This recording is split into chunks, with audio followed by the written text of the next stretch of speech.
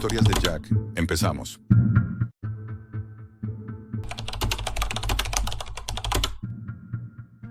Todo empezó con una maldita carpeta zip que no debía haber abierto.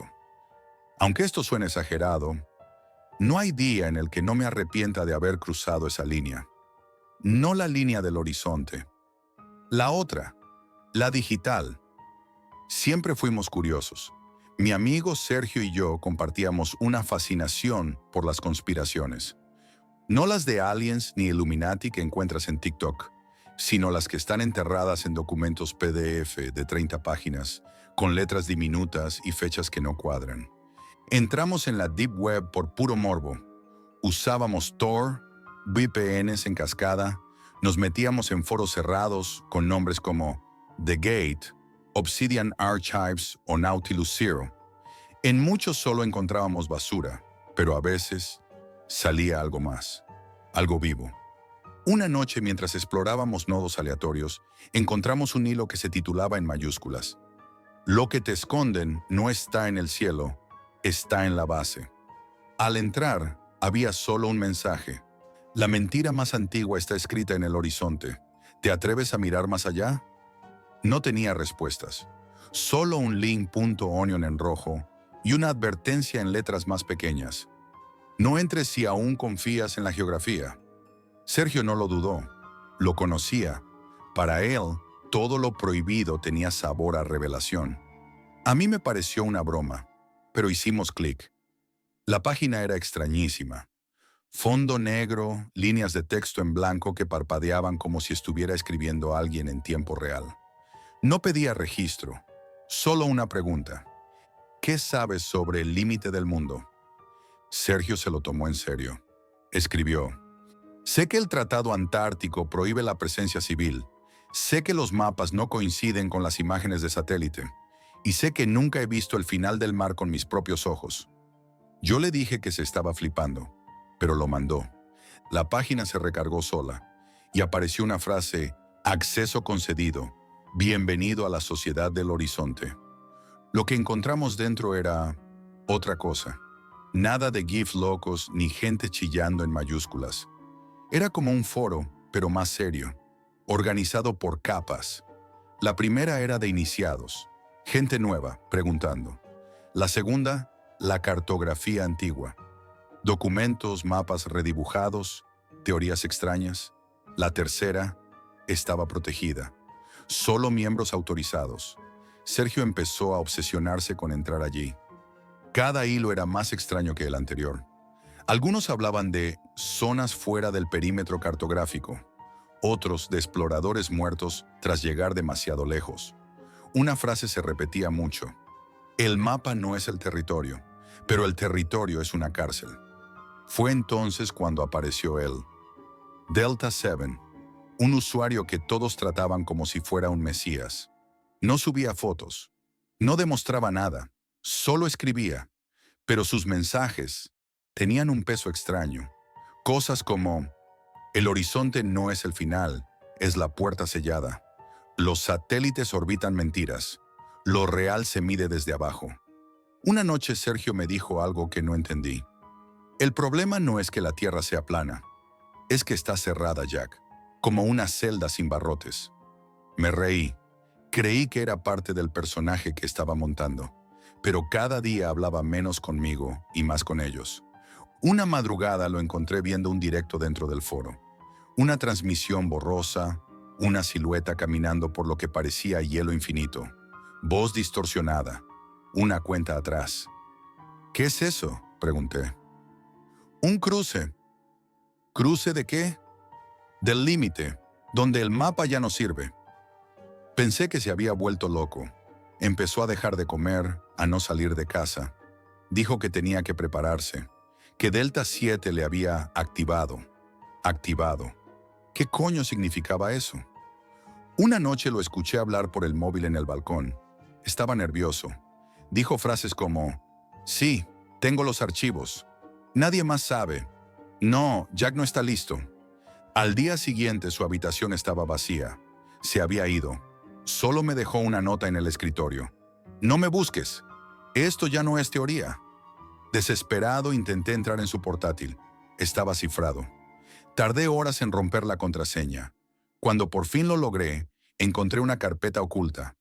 Polo 0. Dentro, un archivo zip con contraseña. Usé un programa de fuerza bruta. Lo abrió. Había un solo archivo, un vídeo, 14 minutos, sin título. En el vídeo Sergio aparece en una especie de sótano, bajo una luz azulada. Hay 3 personas más, rostros cubiertos. Uno de ellos le habla en un idioma que no reconozco. Otro le inyecta algo detrás de la oreja. Entonces, una voz distorsionada. Fase 1 completada.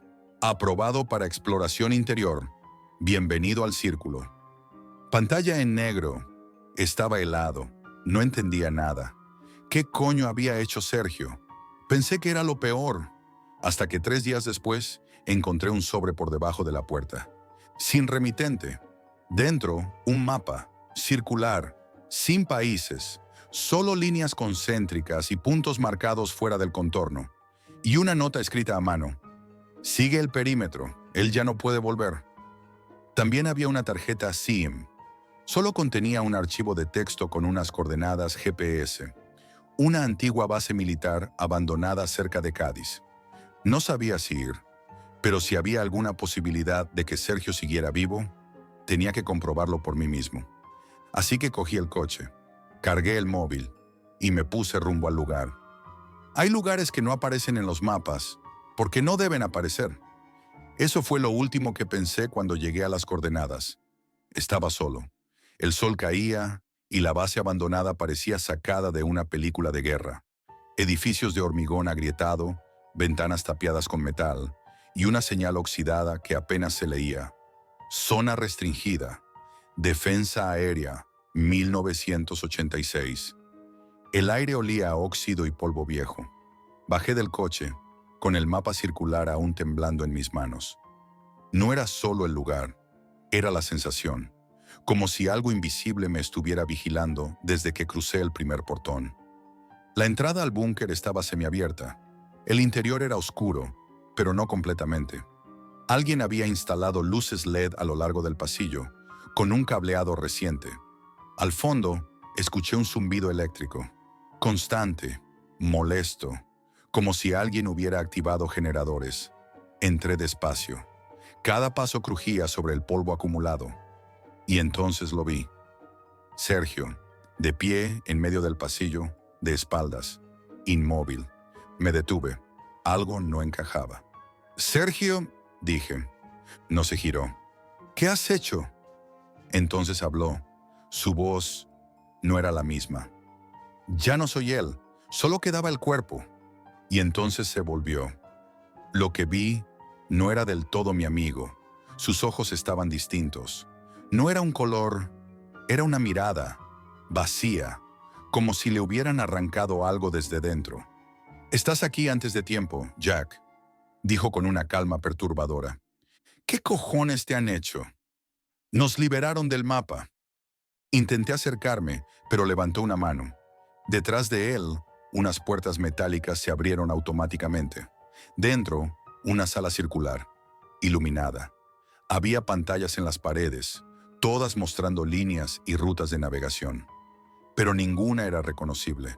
No eran mapas normales. En el centro, un cilindro metálico, como una cápsula, y alrededor, 7 figuras con trajes blancos, rostros cubiertos, quietos. «¿Quiénes son?», pregunté. Sergio no respondió. Solo señaló la cápsula. Una de las figuras habló. Voz distorsionada. «La cartografía comienza cuando aceptas que el territorio fue un engaño». Me temblaban las piernas. Una de las pantallas mostró algo. Una secuencia de coordenadas. Cambiaban en tiempo real, como si alguien estuviera navegando, pero no en el mar. Era un terreno circular, segmentado como una diana. «¿Qué es eso?» «Es donde estamos», dijo Sergio. «El mundo real no es lo que nos enseñaron. Solo vemos lo que quieren que veamos». «¿Y tú qué eres ahora?» Me miró fijo. Sus palabras me helaron. «Un explorador. Cartografía interna». Entonces se quitó la camiseta. En su espalda tenía tatuado el mismo símbolo del mapa, pero lo que me hizo dar un paso atrás fue lo que tenía implantado en la nuca. Una pequeña placa metálica, con una luz azul parpadeante. ¿Qué es eso? Antena cerebral. Traduce lo que el satélite no emite. Yo ya no entendía nada. Estaba al límite. Uno de los encapuchados se acercó. Me extendió una tableta. En ella había un vídeo, pero no cualquiera. Era yo, grabado en mi habitación, dormido. ¿Cómo? Nunca fue una búsqueda, era una invitación. Tú ya estabas dentro, Jack. Retrocedí, busqué una salida, pero las puertas estaban cerradas. Entonces el zumbido subió de tono. Las pantallas parpadearon. Una alarma silenciosa se activó. Sergio gritó: «¡Está cruzando el perímetro!». Miraron una de las pantallas. Alguien en tiempo real estaba caminando sobre una superficie helada. Una cámara en su traje mostraba una cúpula blanca a lo lejos. Uno de los encapuchados murmuró: «La membrana se está agrietando». Entonces todo se volvió rojo. La sala vibró. Una de las pantallas se apagó. Y Sergio, por primera vez, dudó. Su cuerpo se tambaleó. Me miró como si volviera a ser él. «Jack, ayúdame». Le agarré el brazo, pero ya era tarde. Los otros lo sujetaron. Le inyectaron algo en el cuello. Cayó como un peso muerto. Me empujaron hacia la salida. Y entonces, oscuridad. Desperté dentro de mi coche, a 80 kilómetros del lugar. Eran las 4 de la mañana, sin señales en el móvil. La tarjeta SIM fundida. El mapa desaparecido. Pero algo había cambiado. Desde entonces, mi router se apaga solo cada noche a las 3:33. Mi portátil se enciende sin tocarlo. Mi cámara web parpadea cuando paso delante. Una vez me llegó un correo, sin asunto, sin texto, solo un archivo adjunto, una imagen. La misma sala. Sergio, de pie, con el traje blanco, mirando directo a la cámara.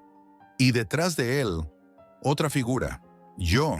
He intentado borrar todo, cambiar de ciudad, de identidad, pero no importa. A veces en pantallas negras aparece una sola frase: «Falta un cartógrafo».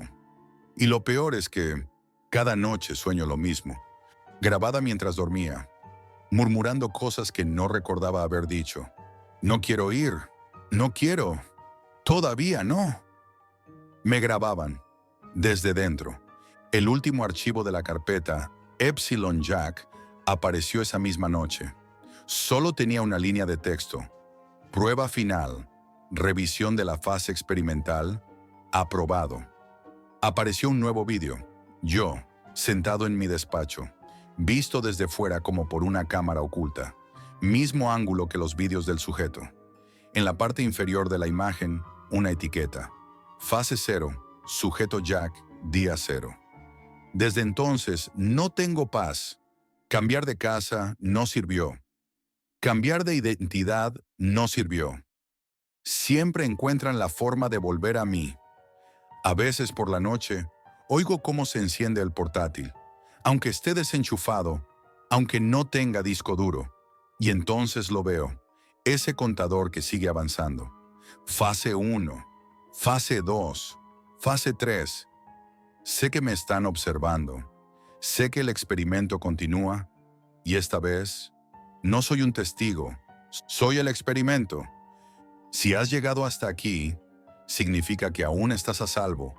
Por ahora, dale like si quieres seguir explorando los rincones más oscuros de la Deep Web. Suscríbete antes de que seas tú el próximo en la carpeta. Y dime en los comentarios, ¿observarías o cerrarías la ventana?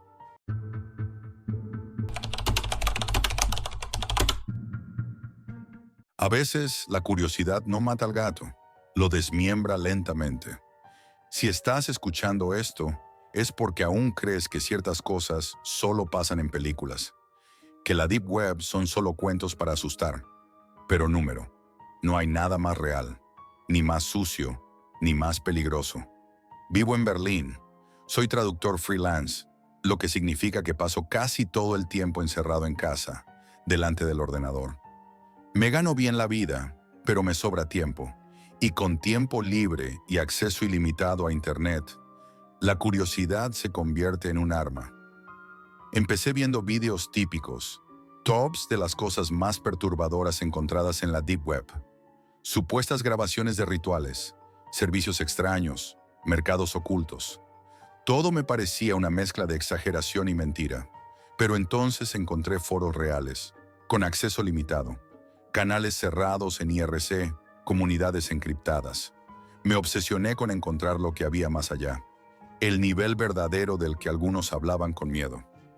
Una noche de invierno, mientras navegaba por un servidor alemán muy antiguo, alguien compartió un mensaje cifrado. Era simple. Si estás listo para jugar de verdad, sigue el enlace.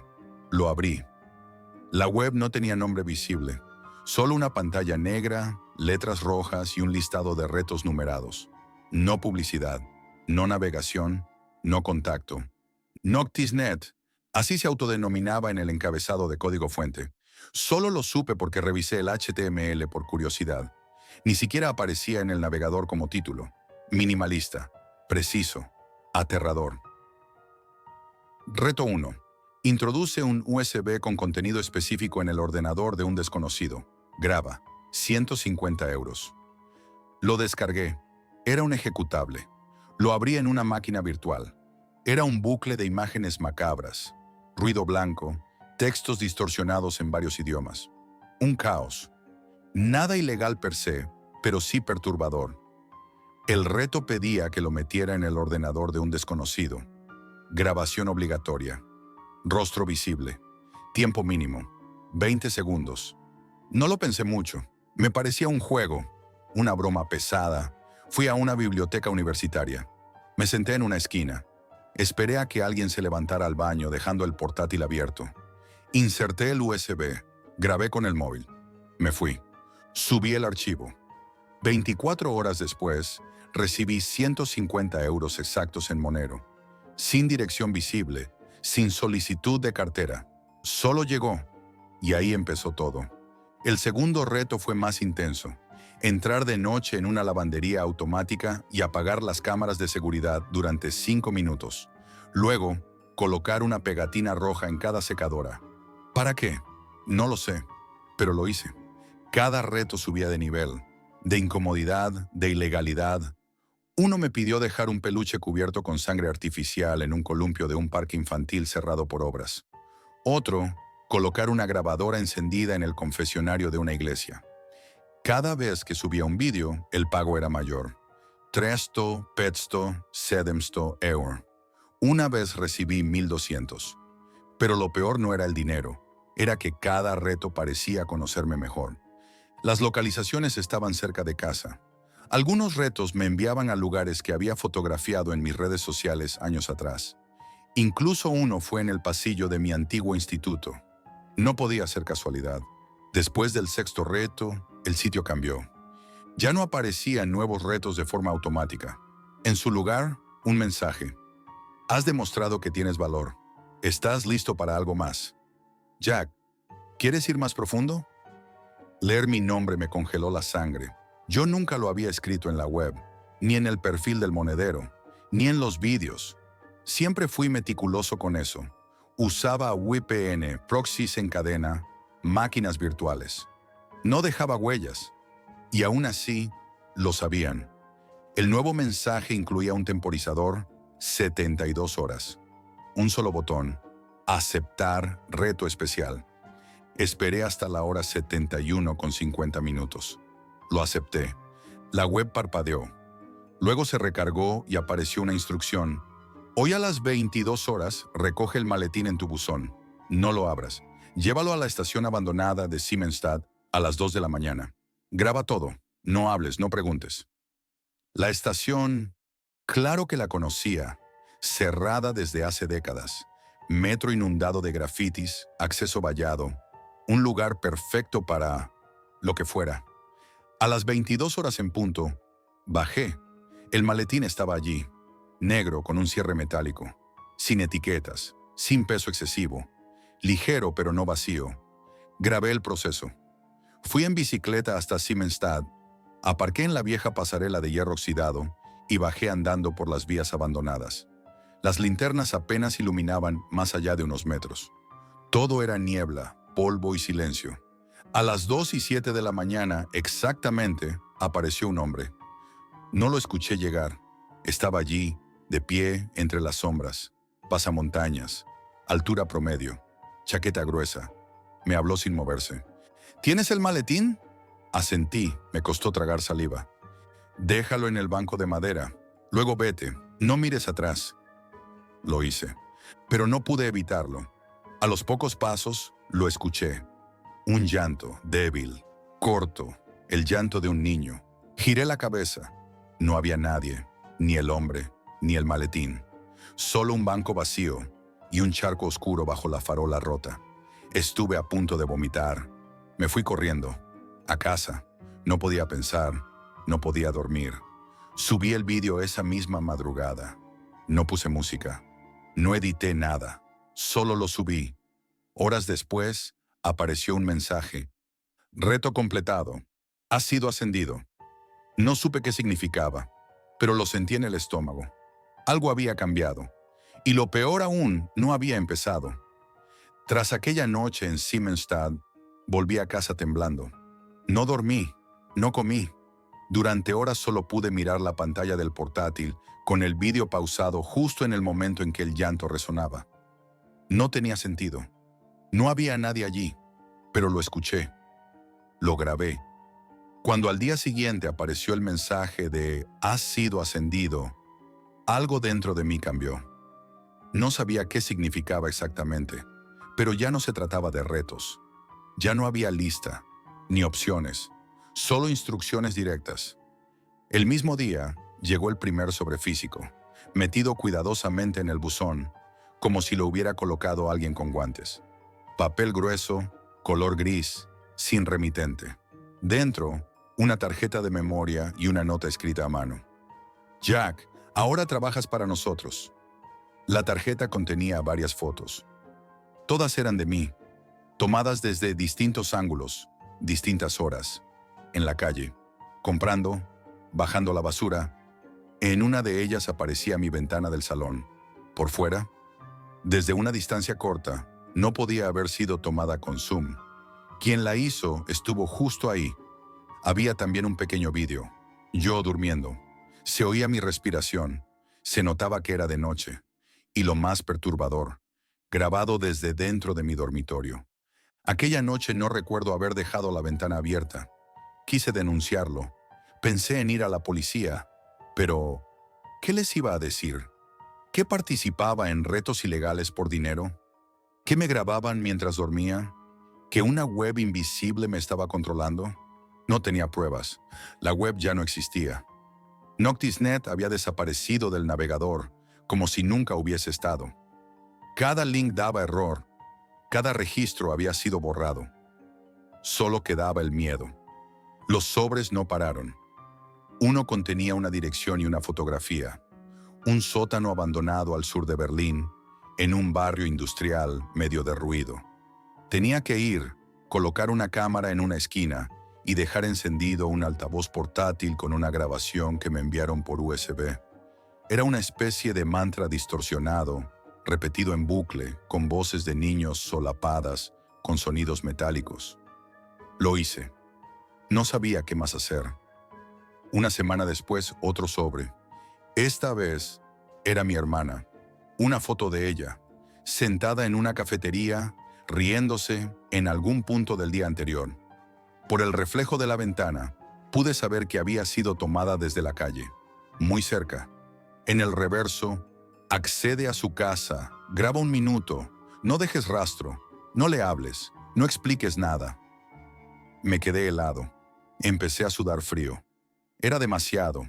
Era cruzar una línea que no podía cruzar. Lo ignoré. Quemé el sobre, cerré el portátil, tiré el móvil, me encerré. 2 días después, mi hermana desapareció. Sin ruido, sin pelea, nada. La policía abrió una investigación estándar. Me llamaron, claro. Dije lo que sabía, sin mencionar Noctisnet. No habría servido de nada. Revisaron cámaras. Nada. No había imágenes de ella saliendo, ni caminando, ni nadie siguiéndola. Simplemente se esfumó. A los 3 días, otro sobre. Una foto nueva. Mi hermana, atada, ojos vendados, sentada en una silla metálica. Fondo gris de concreto agrietado. Pero yo reconocí el lugar. Las líneas de óxido, la forma del reflejo de la luz, era Siemensstadt. Debajo de la foto, una simple línea escrita en rotulador rojo. Decías que no podías. Ahora verás si puedes hacerlo todo. Colapsé. Durante días no salí, no hablaba, no comía. Empecé a recibir más sobres, ya no con retos. Ahora eran advertencias. Una lista de nombres, direcciones que reconocía, amigos, compañeros de universidad, incluso una exnovia. Fotos de ellos, con marcas de hora exactas en que salían o llegaban a casa. Una caja con una bala usada. Me estaban demostrando que podían hacer cualquier cosa, que sabían todo. Volví a intentar cortar todo. Cambié de piso. Usé otro nombre. Apagué los dispositivos. Destruí todo lo que tenía relación con el caso. Pero da igual. Un día el portátil se encendió solo. Ni lo toqué. La pantalla se iluminó y apareció una carpeta en el escritorio. Reto final. No lo abrí. No quería hacerlo. Pero dentro de mí, sabía que era inútil. Sabía que mirar no empeoraría nada. Dentro había 2 fotos. Una de mi madre paseando a su perro. Otra de mi mejor amigo en su oficina. Una nota. Solo uno puede seguir. Elige. Tienes 6 horas. No sé cuánto tiempo estuve allí sentado, con las manos temblando, pensando si elegir uno salvaría al otro o si era solo una forma de torturarme. Si no respondía, ¿morían los dos? No contesté.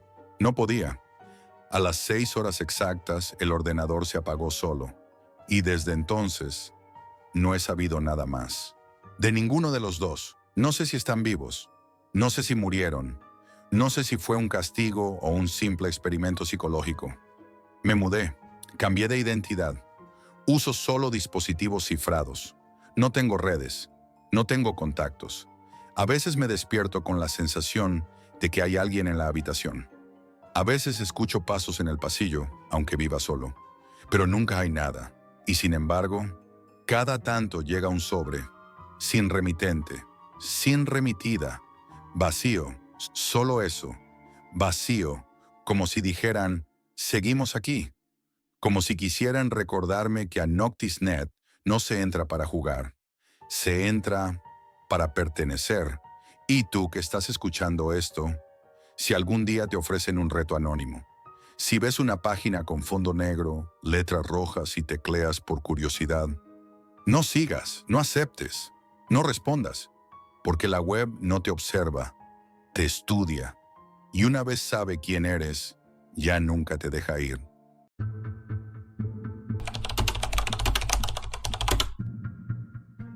Nunca creí que un simple clic pudiera arruinar mi vida, hasta que sucedió. Esta es la historia de cómo un impulso tonto me llevó al peor error de mi vida, al mundo oscuro y frío de la Deep Web, donde no hay monstruos de leyenda, solo gente con una maldad tan real que no hace falta nada sobrenatural para darte miedo. Todo empezó un viernes por la noche, después de una semana agotadora en el trabajo. Estaba en casa, solo, con ganas de desconectar. La televisión no me entretenía, ni las redes sociales. Sentía que necesitaba algo diferente.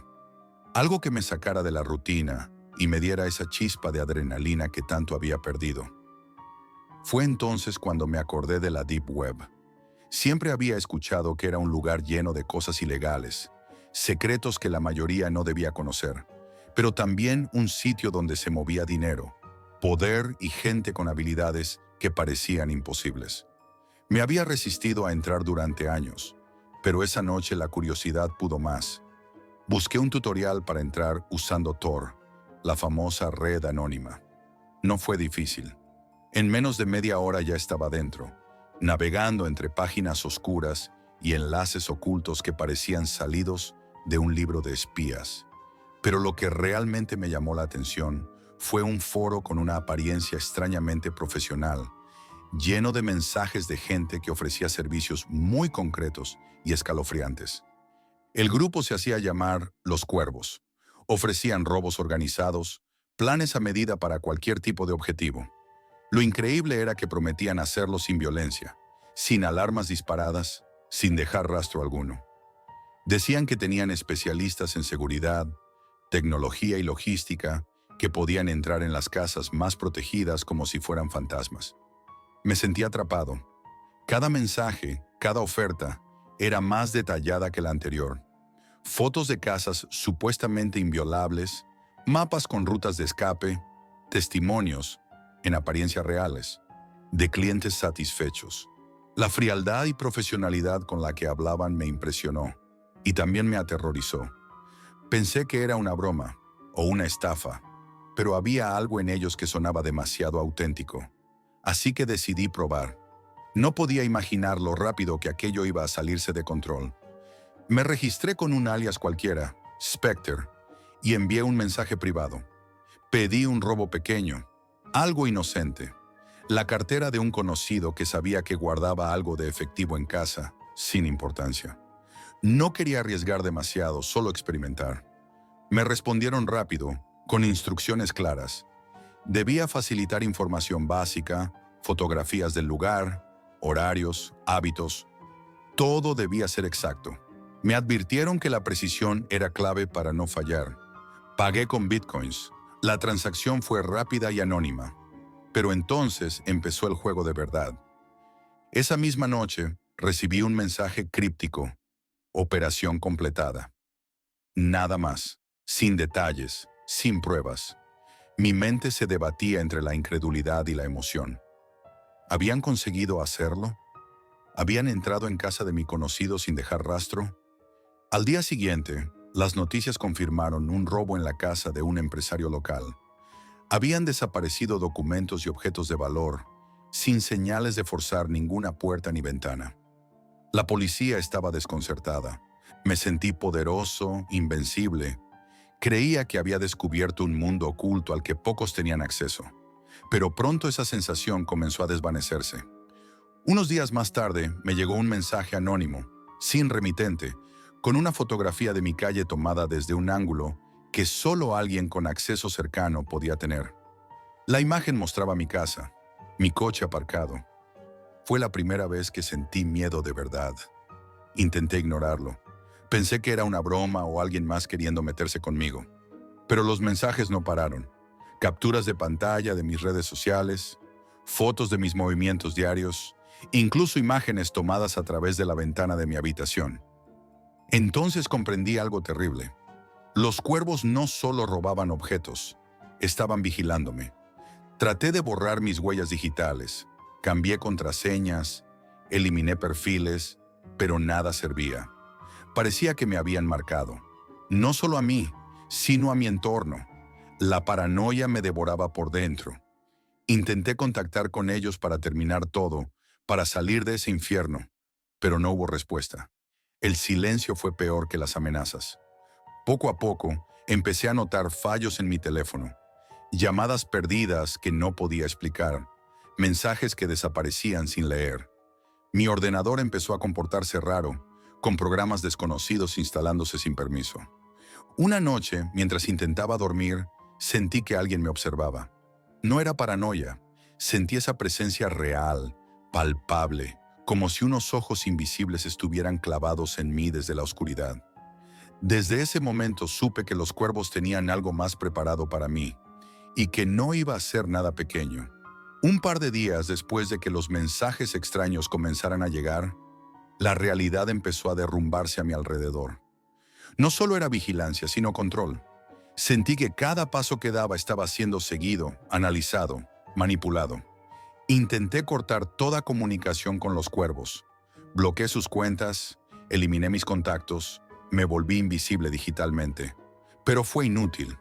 A los pocos minutos recibí un mensaje críptico, directo, casi una sentencia. Tu deuda no se cancela tan fácil. No hablaban de dinero, hablaban de algo mucho peor. Querían que colaborara, que facilitara más información sobre otra víctima. En el fondo, ya sabía que no podía decir no. Pero me negué al principio. Los días siguientes fueron una pesadilla constante. Mi cuenta bancaria empezó a mostrar movimientos extraños. Pequeñas cantidades retiradas en distintos cajeros, tan mínimas que el sistema de alertas no saltaba. Cada euro perdido era un recordatorio de que ya no controlaba nada. Mi teléfono, mi herramienta de vida, empezó a fallar. Se apagaba solo, las llamadas se cortaban y en ocasiones me despertaba con mensajes de voz vacíos. Comencé a temer que alguien estaba dentro, manipulando todo a su antojo. Una noche, volviendo a casa después del trabajo, noté algo extraño. La puerta de mi piso estaba entreabierta. El corazón me dio un vuelco. Entré con cautela y no encontré a nadie. Nadie había robado nada.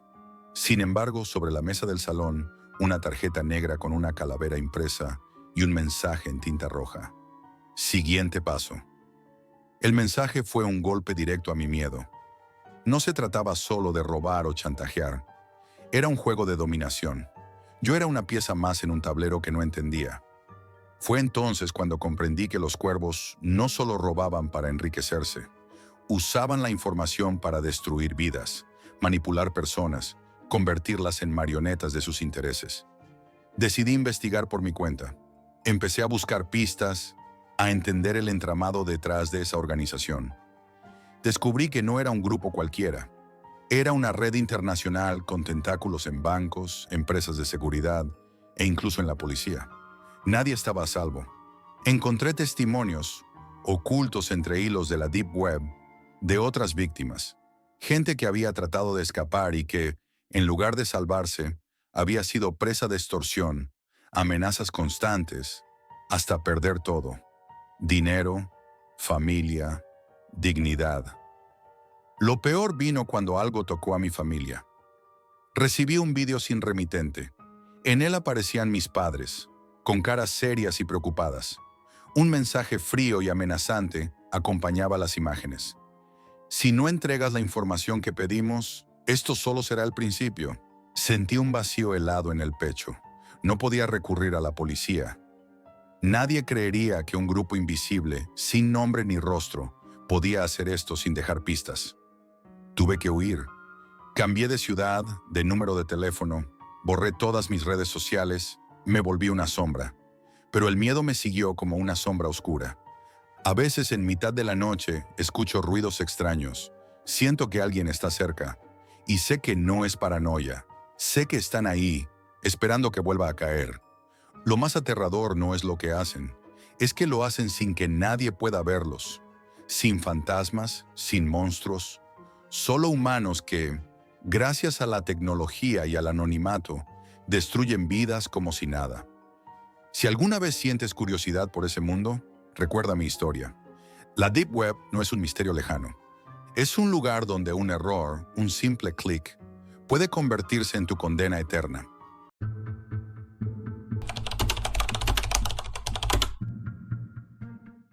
Lo que vi aquella noche cambió para siempre la manera en que entiendo el miedo y lo que uno es capaz de soportar. Quiero contarte algo que pocos saben, algo que me ha perseguido desde hace meses y que no puedo sacar de mi cabeza. Todo empezó por una simple curiosidad, como suelen comenzar las peores historias. No soy una persona que busque problemas, ni me gusta meterme en cosas oscuras, pero la Deep Web siempre me había llamado la atención. No la parte normal, la que todos conocen, sino la oscura, la que dicen que nadie debería visitar.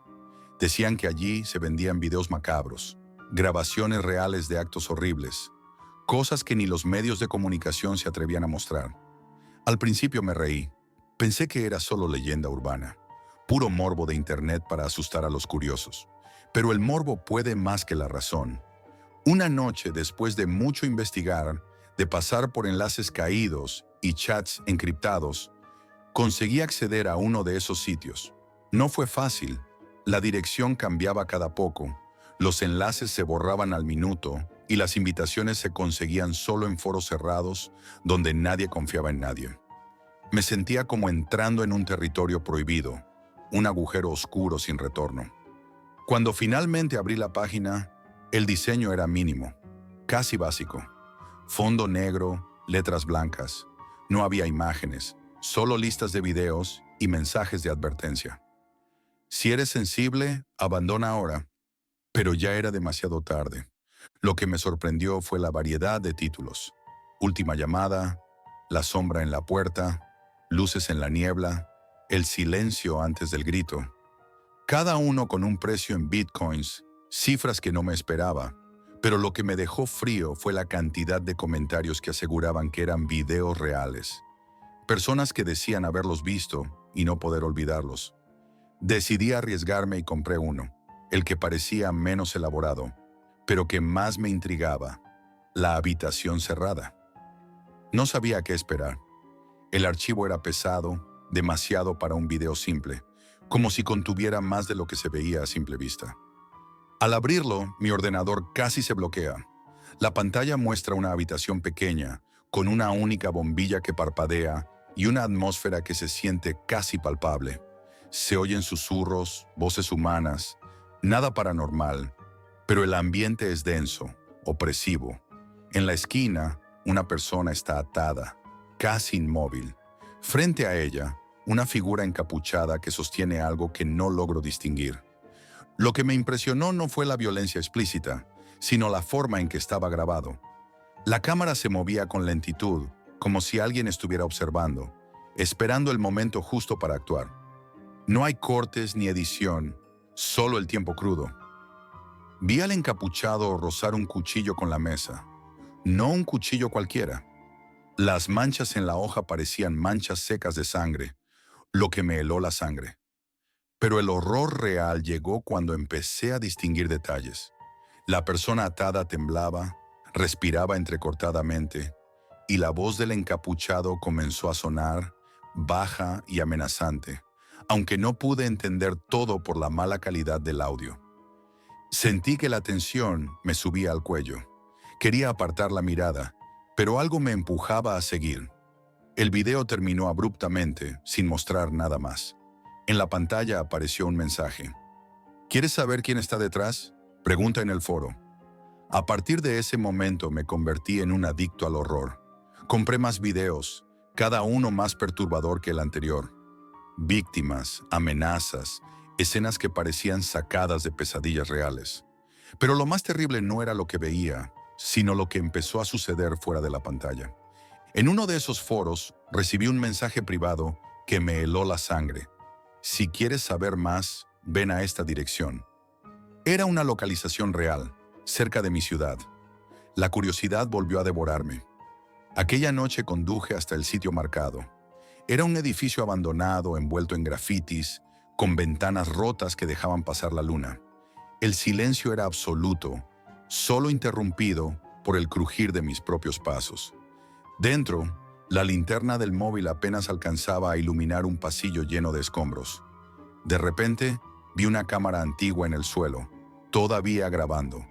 La cogí y reproduje el video. Lo que vi me dejó paralizado. Era alguien siendo seguido, acechado, hasta que el encapuchado apareció. Pero entonces, un detalle aterrador. Por un instante, mi rostro apareció reflejado en un espejo dentro del video. Me temblaron las manos. No era solo un espectador, era el próximo en la lista. A partir de esa noche, todo cambió. El miedo dejó de ser solo imágenes en una pantalla y se convirtió en una presencia real, palpable, que me perseguía incluso cuando estaba solo. Lo que vino después de aquella noche en el edificio abandonado fue algo que nunca habría podido imaginar. El miedo dejó de ser un concepto abstracto para convertirse en una sombra constante que me perseguía sin descanso. Volví a casa con el corazón latiendo tan fuerte que creía que explotaría. Pensé en llamar a la policía, pero ¿cómo explicar que había estado husmeando en la Deep Web comprando videos ilegales? Nadie me creería, y además sentía que cuanto más hablara, más atrapado estaría en ese mundo oscuro. Intenté olvidarlo, pero la obsesión creció. Cada vez que apagaba el ordenador, sentía que alguien me observaba. Mi teléfono empezó a sonar con llamadas de números desconocidos a horas imposibles, pero al contestar solo escuchaba silencio o susurros lejanos. Decidí entonces cambiar mi rutina. Una madrugada, Me desperté sobresaltado. Al mirar hacia la ventana, vi una sombra moviéndose rápido entre los arbustos del jardín. No había nadie que pudiera ser, pero la sensación de que alguien estaba ahí afuera, vigilándome, fue insoportable. Al día siguiente, encontré algo en el buzón que me dejó sin aliento. Un sobre sin remitente. Dentro había varias fotos mías, tomadas en distintos momentos, saliendo del trabajo, entrando en casa, incluso una que parecía estar hecha desde dentro de mi habitación mientras dormía. Me di cuenta de que mi privacidad había desaparecido. El miedo se transformó en paranoia. Apagué el móvil, cambié todas mis contraseñas y cerré mis redes sociales. Pero el acoso no cesó. Una tarde, al volver a casa, encontré la puerta entreabierta. Entré con precaución y todo parecía revuelto, pero nada había desaparecido. En el salón, el portátil estaba encendido y, en la pantalla, un video comenzaba a reproducirse solo. Era una escena que me heló la sangre. Una habitación oscura, alguien atado con el rostro cubierto. De repente la figura levantó la cabeza y, para mi horror, era mi rostro. Estaba atrapado en uno de esos videos. ¿Cómo era posible? ¿Qué querían de mí?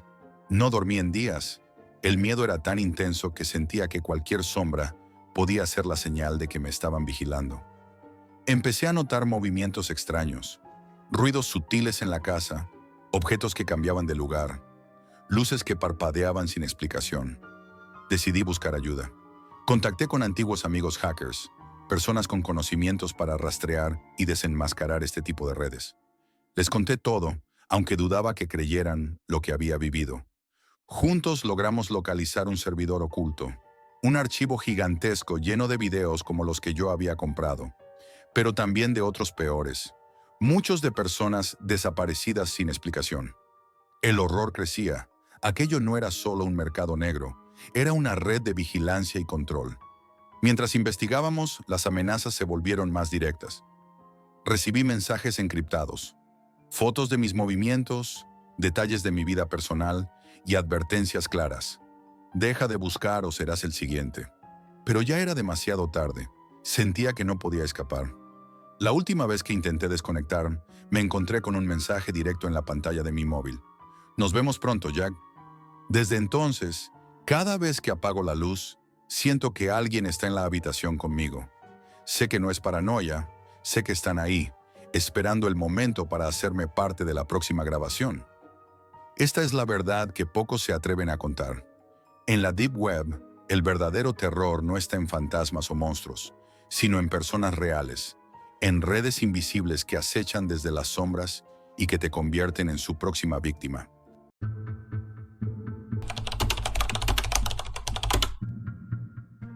El error no fue entrar en la Deep Web, el error fue cocinar lo que encontré allí.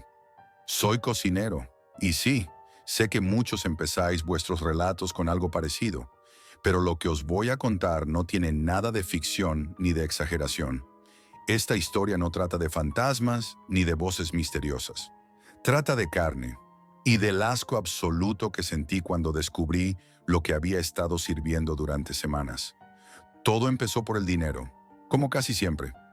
El restaurante donde trabajaba se fue al carajo durante la pandemia. Era pequeño, familiar, con un par de empleados y una carta simple pero cuidada. Yo era el chef, el único de verdad, y me dejé la piel para mantenerlo a flote. Pero cuando las ayudas no llegaron, cuando las facturas siguieron entrando, aunque no tuviéramos clientes, no nos quedó otra que cerrar. Lo que más me dolió fue el silencio, la indiferencia de todo el mundo. Los días se volvieron una rutina absurda. Levantarme, buscar trabajo, comer lo que encontrara, dormir poco y nada. Ni siquiera llamadas de los antiguos clientes o colegas. Solo un vacío incómodo.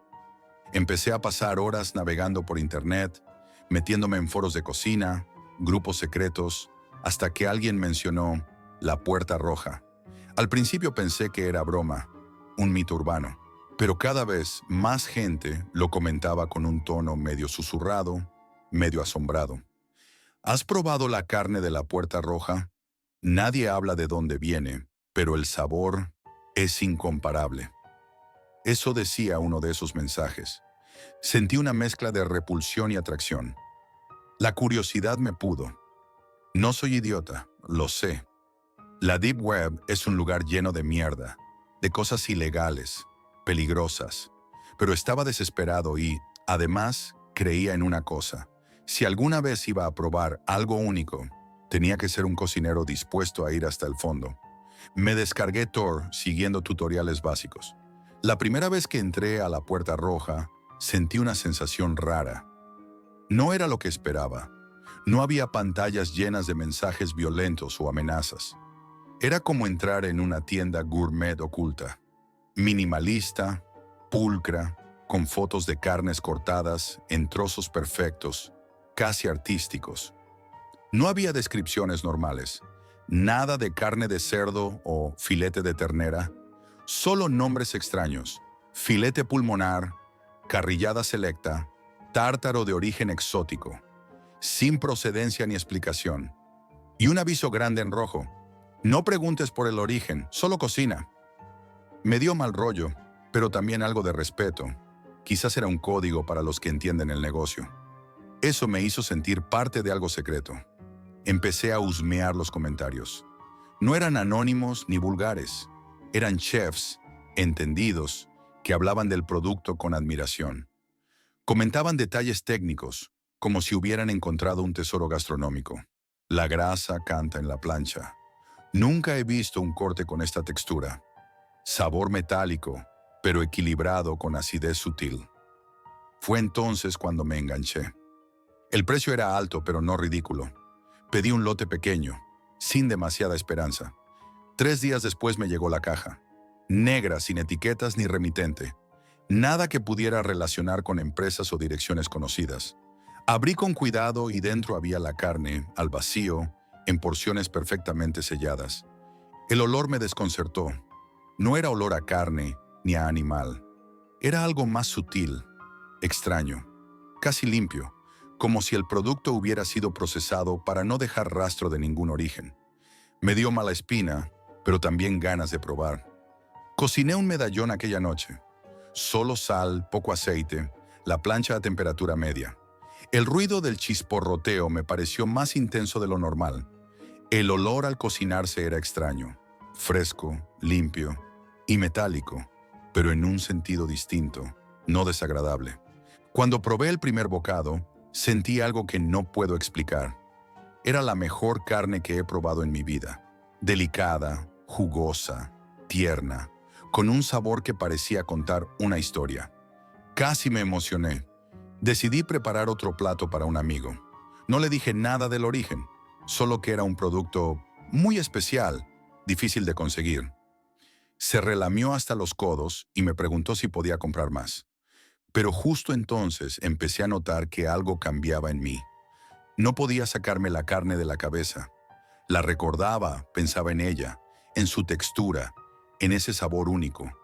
Era como si me hubiera picado un insecto venenoso.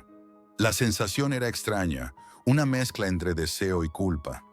Esa noche, mientras intentaba dormir, sentí que la carne me llamaba. No con voces, no con fantasmas, simplemente con la idea de repetir esa experiencia. Y no solo eso, sentí miedo. Miedo a qué me estaba pasando. Miedo a lo que podría descubrir si seguía indagando. Aún así, decidí seguir. Investigué más en foros. Traté de encontrar otros compradores, otras pistas. Y fue entonces cuando llegaron los mensajes. Anónimos, crípticos, insistentes. Algunos me ofrecían dinero para que les vendiera la carne. Otros me amenazaban con que no parara de cocinar. La mayoría simplemente me pedían que no desapareciera, que la puerta roja no se cerrara para mí. Eso me puso en alerta. No sabía quiénes eran, no sabía qué querían, y aún así una parte de mí sentía que tenía que seguir adelante. Al día siguiente de aquella primera experiencia con la carne, decidí preparar un plato para un amigo de confianza. No le conté nada sobre el origen, solo que era un producto muy especial, casi exclusivo. Quería ver si su reacción confirmaba lo que yo ya intuía, que aquella carne no era algo normal. Cuando probó el bocado, su expresión cambió. Cerró los ojos como intentando retener el sabor en la memoria. Me preguntó si podía comprar más, y yo le dije que no, que era algo único, un lote pequeño. Pero a partir de ese momento todo se volvió extraño. Empecé a recibir mensajes, correos anónimos, cuentas sin nombre, números de teléfono que no reconocía. Algunos me ofrecían dinero, mucho dinero, para que les vendiera o cocinara más. Otros, sin embargo, eran más siniestros. Amenazas veladas, advertencias para que no interrumpiera el suministro. Sentí una presión creciente, como si una sombra invisible se cerniera sobre mí. No sabía quién me vigilaba, ni cuáles eran sus intenciones. Sin embargo, una parte de mí sentía que no podía rendirme. La carne me había atrapado de una manera inexplicable. La obsesión creció rápido. Comencé a buscar respuestas. Contacté con un conocido que trabajaba en un laboratorio veterinario, alguien en quien podía confiar. Le llevé una muestra cruda, diciéndole que era carne de caza, que quería asegurarme de que era segura para consumo humano. Esperé nervioso los resultados. Cuando me llamó, su voz temblaba. «Jack, ¿qué coño me has traído?», dijo con un hilo de voz. «¿Qué pasa? ¿Está mal?», le pregunté. «Esto no es animal, es...», hizo una pausa larga. «Tejido humano, tío, de alguien, de una persona».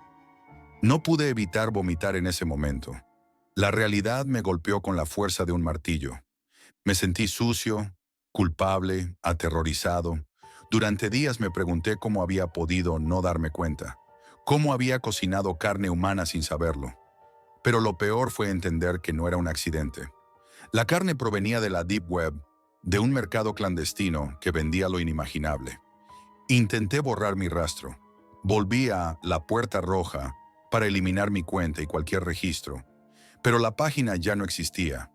Era como si nunca hubiera estado allí, como si hubieran cerrado el portal que me había llevado a ese infierno. A la mañana siguiente, encontré otra caja en la puerta de mi piso. No había pedido nada, no había dejado pistas, pero allí estaba. Abrí la caja con las manos temblorosas. Dentro no había carne esta vez. Había fotos, fotos de mí, cocinando, sirviendo platos, sonriendo como si nada. Imágenes tomadas desde ángulos imposibles, como si alguien me hubiera estado observando todo el tiempo. Y junto a las fotos, una nota escrita a mano. «No dejes de cocinar. Tus manos valen más de lo que crees». Sentí un escalofrío recorriéndome la espalda. Comprendí que no estaba solo, que alguien o algo controlaba todo, que me habían elegido. No he vuelto a tocar una sartén, ni cuchillos, ni siquiera el microondas. Pero las cajas siguen llegando. A veces solo vacías, otras con objetos extraños, un cuchillo con manchas que no consigo limpiar, un paquete con hierbas que no conozco, un frasco con un líquido oscuro. Las quemo todas, pero no puedo deshacerme del miedo. Y por las noches, cuando cierro los ojos, siento que la carne me habla, no con voces ni gritos, sino con esa necesidad silenciosa, urgente, imposible de ignorar. Me pide que vuelvan a encender el fuego, que saque el filete del vacío, que cocine otra vez. Y lo peor es que, en el fondo, tengo hambre.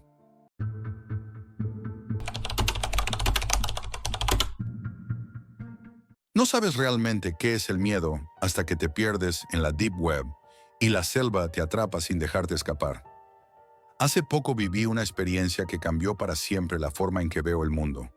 Todo empezó cuando acepté una misión que mezclaba dos cosas que siempre me fascinaron: la inmensidad salvaje de la selva amazónica y los rincones oscuros de la Deep Web. Mi objetivo era sencillo en teoría: investigar rumores sobre comunidades indígenas que aún conservaban tradiciones ancestrales, y a la vez escarbar en la red profunda para descubrir secretos que el mundo quiere ocultar. Pero lo que encontré, eso debería haber quedado enterrado para siempre. Trabajo como periodista freelance, especializado en tecnología y culturas remotas. La mayoría de mis reportajes son sobre lugares que parecen olvidados por el tiempo. Pero esta vez decidí llevar mi trabajo un paso más allá. Llevaba conmigo un portátil viejo, equipado con una conexión vía satélite que me permitía acceder a Internet incluso en medio de la selva. La idea era combinar el trabajo de campo con una investigación digital, una mezcla que parecía perfecta. La primera noche, mientras los demás del campamento ya dormían bajo las estrellas, yo encendí el portátil. La conexión era lenta, inestable, pero suficiente para sumergirme en la Deep Web, ese lado oscuro de Internet donde todo es posible y nada es lo que parece. Navegué por foros extraños, páginas sin nombre y chats clandestinos que parecían sacados de pesadillas. Fue entonces cuando encontré un hilo que llamó mi atención: el puente de la selva. La descripción era escueta, pero inquietante. Un portal a realidades olvidadas. No entres si valoras tu cordura. No sé qué me impulsó a seguir. Tal vez fue la mezcla de cansancio y curiosidad, o el hecho de que ese hilo parecía ser la puerta a algo prohibido. Seguí los enlaces que me llevaron a un chat en vivo, pero no uno normal. No había usuarios hablando como nosotros, sino entidades que respondían con sonidos distorsionados, imágenes que se deformaban ante mis ojos y palabras escritas con un tipo de código que a veces parecía humano y otras no tanto. La conexión se volvía inestable, la pantalla parpadeaba y durante esos momentos podía jurar que escuchaba susurros casi imperceptibles, como si alguien estuviera hablando justo detrás de mí. Intenté ignorarlo, pero la sensación de ser observado crecía con cada minuto. De repente la estática dio paso a un mapa del Amazonas, pero no uno común. Estaba cubierto de símbolos extraños, líneas entrecruzadas y zonas resaltadas con un brillo que parecía moverse. En un punto, una señal titilaba con un mensaje que me heló la sangre. Aquí empieza el verdadero terror. Sentí un escalofrío recorrer mi espalda. Cerré el chat, pero el mapa permaneció en la pantalla. Apagué y encendí el portátil varias veces, pero el mapa volvía a aparecer. Decidí guardarlo en una carpeta oculta, pensando en explorarlo con calma al día siguiente. Esa noche no pude dormir. Afuera la selva tenía un sonido diferente, más profundo, casi como si la tierra respirara. El viento movía las hojas de manera irregular y de vez en cuando sentía que algo invisible me observaba desde la oscuridad. Intenté convencerme de que era el cansancio, pero no dejaba de mirar el portátil, temiendo que algo del mapa se filtrara en la realidad. Por la mañana, mientras desayunaba, decidí mostrar el mapa a Carlos, el guía local. Él frunció el ceño y me dijo que esas marcas no eran mapas comunes. Esas son señales antiguas, de los espíritus de la selva, me advirtió. Pero yo no quería creer en leyendas. Quería una explicación lógica, científica. Sin embargo, una parte de mí se negaba a olvidar lo que había visto. Guiado por una mezcla de escepticismo y obsesión, esa tarde seguí el mapa con Carlos. Avanzamos por senderos apenas visibles, más allá de donde los turistas suelen llegar. La selva se volvió más densa, el aire más pesado y el silencio se apoderó de todo a nuestro alrededor. No se escuchaban aves ni insectos, solo el crujir de nuestras pisadas. Llegamos a un claro donde el sol apenas penetraba entre las copas de los árboles.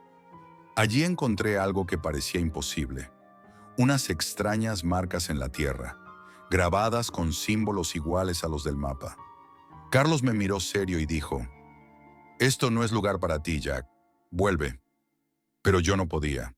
Había abierto una puerta digital y ahora la selva parecía responder. Esa noche, cuando intenté dormir de nuevo, el portátil se encendió solo. En la pantalla apareció un único mensaje, escrito con letras que parecían formar sombras. «Bienvenido al puente. No hay vuelta atrás». Mi corazón latía tan fuerte que pensé que podría escucharse en toda la selva. Apagué el portátil con manos temblorosas, pero sabía que algo había cambiado. Algo oscuro y peligroso me había encontrado, y no me dejaría ir tan fácilmente. Al día siguiente de aquella noche inquietante, me desperté con un peso extraño en el pecho. La luz del amanecer atravesaba apenas las copas de los árboles, pero el aire estaba más denso, como si la selva misma respirara con dificultad.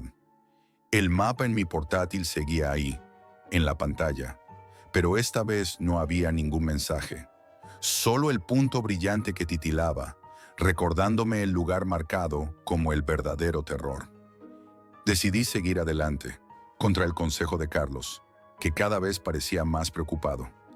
Mientras caminábamos, noté que los sonidos de la selva desaparecían poco a poco. Ni pájaros, ni monos, ni el habitual zumbido de insectos. Era como si estuviéramos entrando en una zona donde la vida se había detenido. La humedad se hizo casi insoportable y el suelo bajo mis botas empezó a volverse blando, como un fango que se tragaba a cada paso. Mi GPS empezó a fallar, dando coordenadas imposibles o simplemente perdiendo señal. El portátil, que ya había cerrado por precaución, volvió a encenderse solo. La pantalla mostró de nuevo el chat de la Deep Web. Esta vez las entidades no solo respondían con sonidos y símbolos, sino que parecía que se dirigían directamente a mí. Susurraban mi nombre en voces que parecían venir de la selva misma, entremezcladas con estática y ecos digitales. Una sensación indescriptible de ser observado me invadió, y un frío helado me recorrió la espalda. En un momento, la pantalla mostró una frase escrita que se repetía con insistencia. Los vigilantes de la red oculta te han elegido. El puente está abierto. Quise apagar el portátil, pero mis manos no respondían. Como si algo invisible me sujetara, me obligaba a mirar esa pantalla. A lo lejos, entre los árboles, vi una sombra que se movía lentamente, casi sin hacer ruido. Era una figura oscura, sin rasgos claros, que parecía observarme y señalar hacia el portátil. La oscuridad empezó a caer rápido.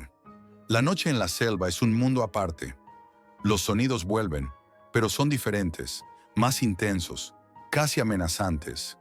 Sentí que la sombra se acercaba, y aunque intenté correr, mis pies parecían enterrados en la tierra. Cada intento por huir era como nadar contra una corriente invisible. Me senté, agotado, y entonces el portátil emitió un sonido agudo, como un grito digital. En la pantalla apareció un mensaje final. Tú abriste el portal. Ahora eres parte de la red. El terror me paralizó. Cerré los ojos y cuando los abrí, estaba solo en el campamento. El portátil estaba apagado a mi lado, como si nada hubiera pasado. Pensé que todo había sido una pesadilla, una alucinación producto del cansancio y la humedad. Pero entonces sentí un dolor agudo en el brazo. Al mirar, vi un símbolo grabado en mi piel, idéntico a los signos del mapa y a las marcas en la tierra. No podía explicarlo. No había nadie más cerca para hacerlo. Era como si la selva y la red se hubieran fusionado, dejando una marca imborrable en mí. Desde aquel día, la realidad se desdibuja para mí. A veces, al intentar desconectarme del portátil o apagar la luz, escucho susurros que vienen del silencio, voces digitales que me llaman desde un lugar que no logro entender. Sé que los vigilantes de esa red oculta me han marcado y que en algún punto, en algún lugar entre bits y árboles, hay una puerta que ya no podré cerrar. Porque cuando la tecnología se mezcla con lo oculto y la selva abre sus brazos para envolverte, descubres que el verdadero terror no está en lo que ves, sino en lo que no puedes escapar. Esto es todo por hoy, amigos, y recuerden, la realidad siempre supera a la ficción.